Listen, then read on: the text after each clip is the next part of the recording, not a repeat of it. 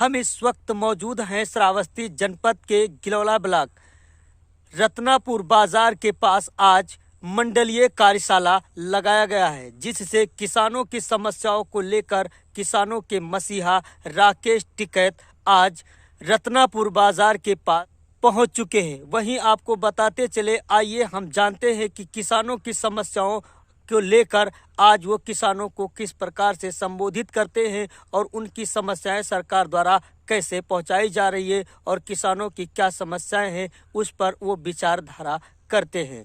आइए हम जानते हैं। लोगों से रूबरू हो जाते हैं। जब बड़ी मीटिंग करेंगे, 20-30 हज़ार की मीटिंग होगी, तो उसमें तो लोग ने भाषण दिया और अपना चले गए गाड़ी में बैठे। छोटे उसमें ये होता है कि लोग उससे रूबरू मिल लेते हैं। हमारे प्रोग्राम पहले भी चलते थे, बीच में करीब 3-4 साल से अटैचमेंट बढ़ता है, एक रिलेशनशिप जो है आदमी से 1 to 1 हो जाते हैं।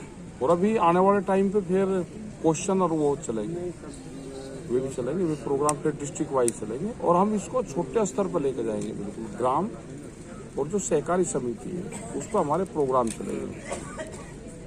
आने वाले टाइम पे जहाँ पे प्रोग्राम होगा उससे बाहर के कोई लोग नहीं होंगे।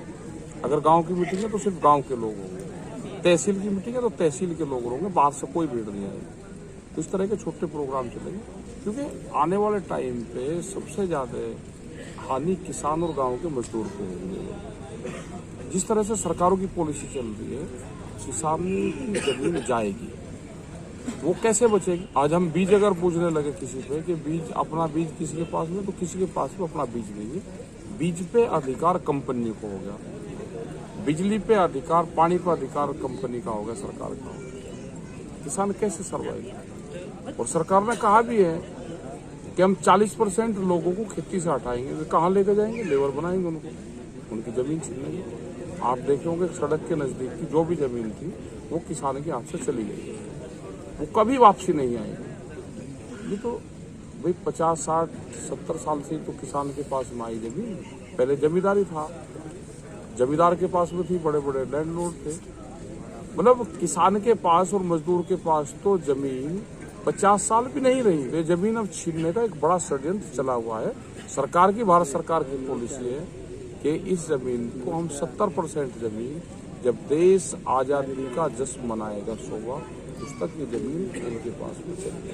तानाशाही का वो चला हुआ है ना देश में। भाई देश में तानाशाही का जो देखना हो अब, तो भारत में देखा जा सकता है।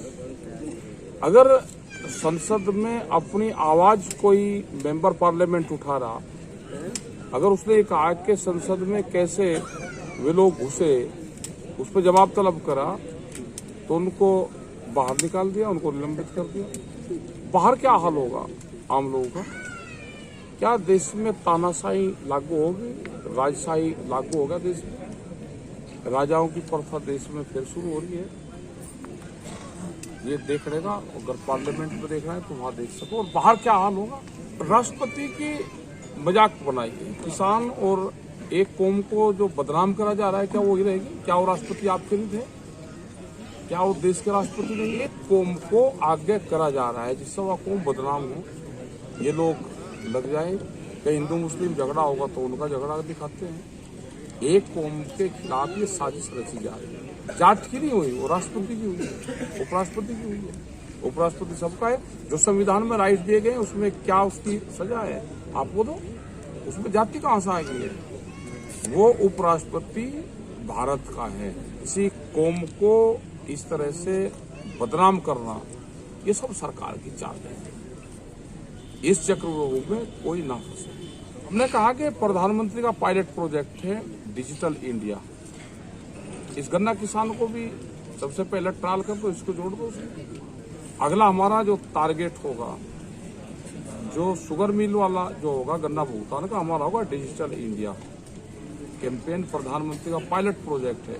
एक सब्जी बेचने वाला भी, मूंगफली बेचने वाला भी पेटीएम ले रहा, वहीं रख रखा उसने, भाई तेरे पर नहीं है तो इसमें डाल दे। और किसान का आएगा भाई 14 दिन में गन्ना एक्ट के तहत, और लेकिन 6 महीने तक भी नहीं आती। आंदोलन हमारा ये है कि हमको डिजिटल इंडिया जो कैंपेन है प्रधानमंत्री का पायलट प्रोजेक्ट है, उससे इस किसानों को जोड़ दिया। हमारा एक अभियान चलेगा और हम जनवरी में जो हमारा इलाहाबाद में शिविर है हम उसमें ये निर्णय लेंगे। यूरिया नहीं चाहिए। एक बड़ी कंपनियों को कैसे प्रमोट करा जाएगा, एक षड्यंत्र रचा जा रहा है। आप दूसरा दे दो, उसका भी 5 किलो उसमें भी कम कर दिया, आप दूसरा दे दो। हमारे इस वीडियो को ज़्यादा से ज़्यादा शेयर करें, लाइक करें, कमेंट करें, बेल आइकन बटन दबाना ना भूलें, जिससे इसी प्रकार श्रावस्ती जिले के किसानों की समस्याओं को सुनी जाए और वहीं राकेश टिकैत द्वारा उनकी समस्याएं किस प्रकार से हल की जाए, जिसकी जानकारी आज राकेश टिकैत श्रावस्ती में मंडलीय कार्यशाला लगाया गया है। मैं रईस अहमद, उत्तर प्रदेश, जिला श्रावस्ती, इंडिया अनहर्ड के लिए।